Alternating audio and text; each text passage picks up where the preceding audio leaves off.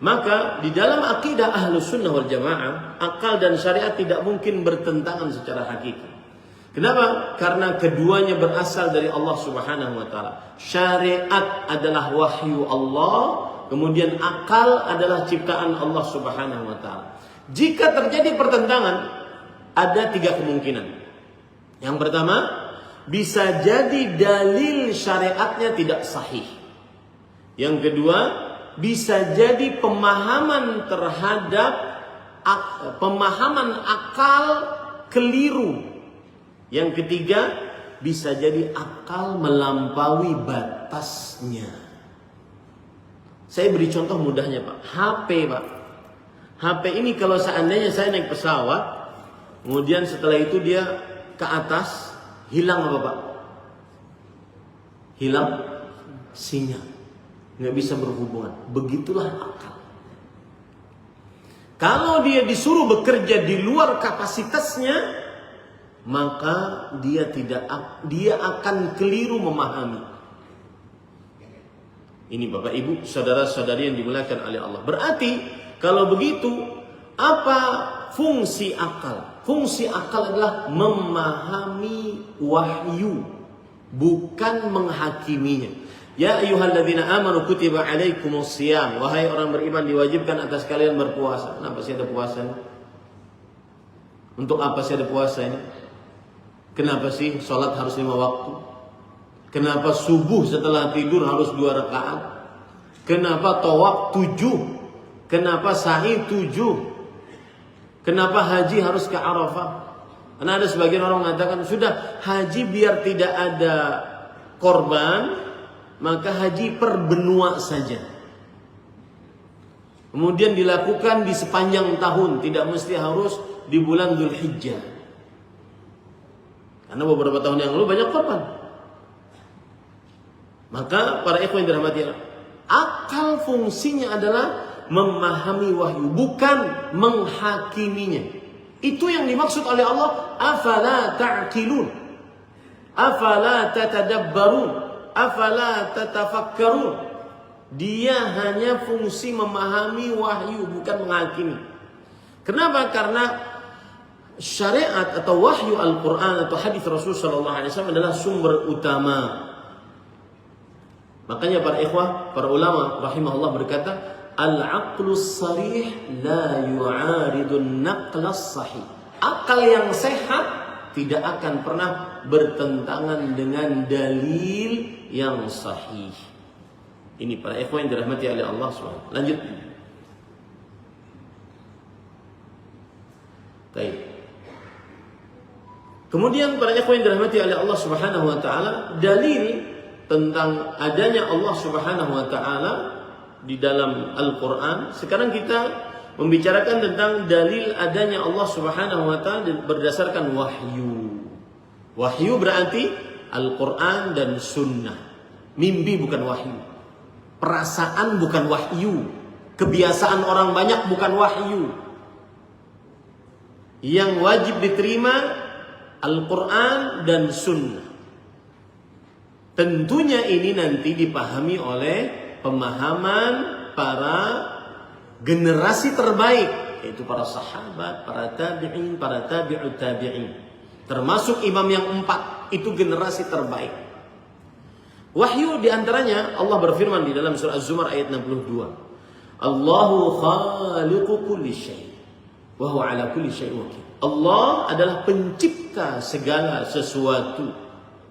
Kemudian juga Allah Subhanahu wa taala berfirman di dalam Al-Qur'an, am khuliqu min ghairi syai'in am humul khaliqun. Apakah mereka dicipta tanpa sesuatu, tanpa pencipta, ataukah mereka menciptakan diri mereka sendiri?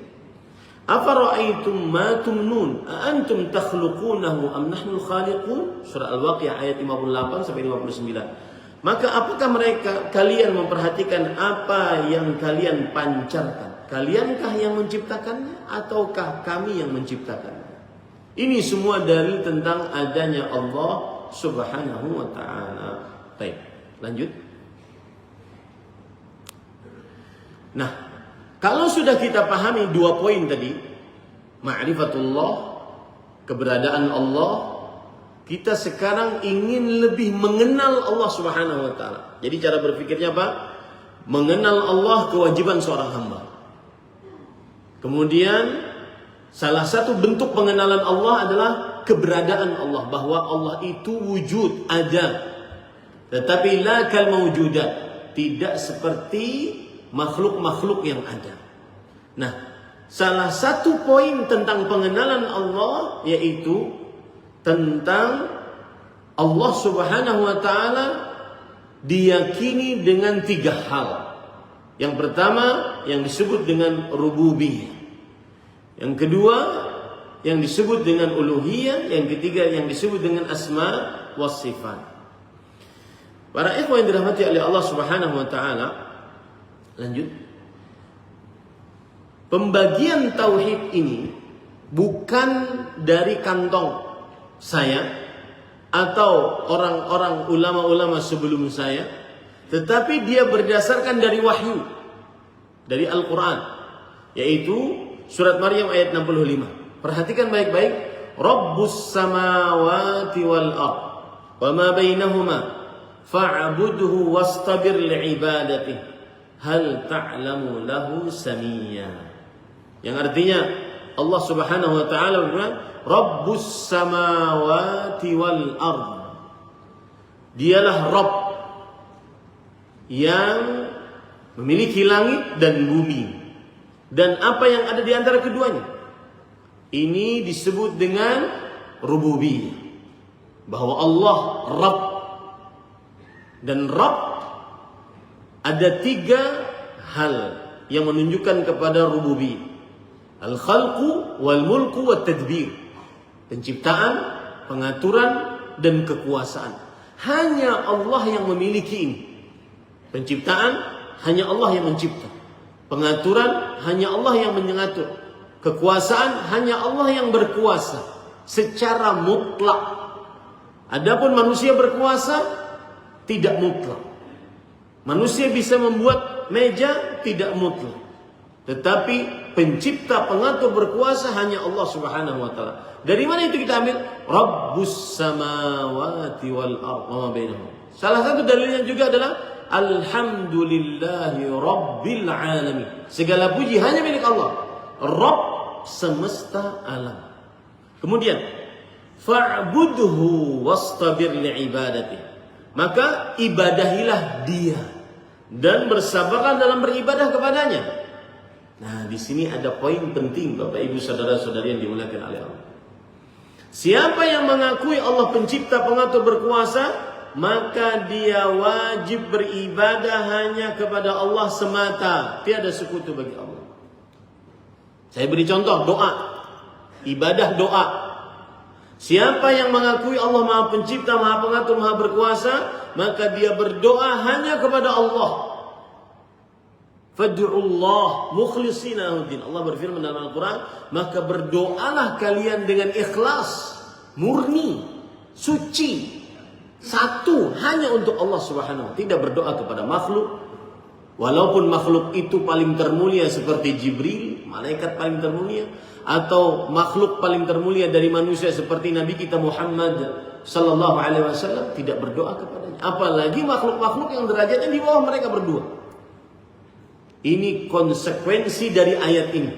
Yang mengakui Allah Rabb, maka wajib baginya berdoa hanya kepada Allah. Ada faedah menarik, Pak.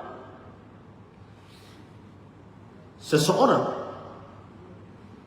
akan semangat beribadah ketika dia mengakui Allah Subhanahu wa taala Rabb. Contoh doa tadi. Hitung nanti sampai di rumah, karena ini kita sepekan katanya. Berapa waktu Allah kita dikasih oleh Allah 24 jam, berapa jam kita ngangkat tangan sama Allah Subhanahu wa taala? Padahal Rasulullah SAW bersabda, "Man lam yas'alillah yaghdab 'alaih." Siapa yang tidak berdoa kepada Allah, Allah akan marah kepadanya. Rasulullah SAW bersabda, "Laisa syai'un akram 'ala Allah min ad-du'a." Tidak ada sesuatu yang paling mulia di sisi Allah dibandingkan doa. Tetapi kenapa sebagian orang malas berdoa? Hanya sekedar minta, ngangkat tangan, minta. Kenapa? Salah satu sebabnya adalah kurang mengimani rububiyah Allah. Itu rahasia. Makanya para ulama mengatakan tauhidur rububiyah yastalzimu tauhidal uluhiyah. Yang meyakini bahwa Allah Subhanahu wa taala satu-satunya yang maha pencipta, pengatur, berkuasa, maka mengkonsekuensikan dirinya sangat rajin ibadah, sangat rajin doa, sangat rajin sholat. Kenapa? Karena Allah lah yang mencipta, mengatur, berkuasa.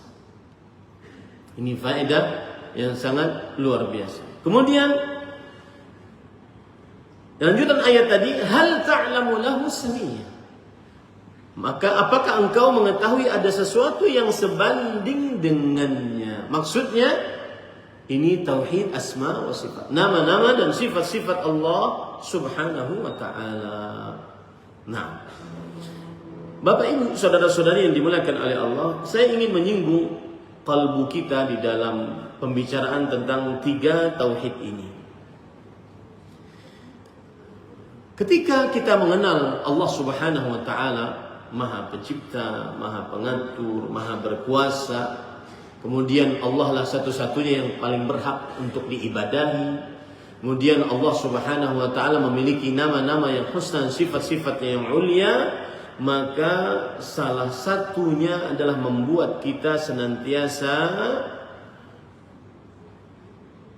tunduk, patuh kepada Allah dengan ketundukan mutlak. Tidak ada sebab apapun. Engkau ya Allah ngasih saya, tidak ngasih saya akan tunduk kepada Engkau. Makanya para ulama mengatakan tauhid maknanya adalah al-khudu' wadh-dhullu tam ma'a ghayatil mahabbah. Yang artinya tunduk dan menghinakan diri secara sempurna kepada Allah disertai dengan rasa cinta yang paling tinggi. Kita sholat tarawih, kita bersahur, bangun sahur, kita puasa, kita baca Quran saat puasa. Apalagi ini pimpinan kita mempunyai program seperti ini saat puasa. Maka dengan memahami tiga hal tadi, rububiyah Allah, kekuasaan Allah, kemudian uluhiyah Allah, peribadatan Allah, kemudian asma wa sifat dari Allah Subhanahu wa taala, maka dia akan benar-benar semangat untuk mengerjakan apa yang merupakan penundukan dirinya kepada Allah Subhanahu wa taala. Itu faedah yang sangat luar biasa dari memahami tiga poin ini. Terima kasih. Jazakumullahu khairan wa barakallahu fikum. Video ini dibuat atas partisipasi dari donasi Anda. Semoga menjadi amal jariah bagi Anda semuanya.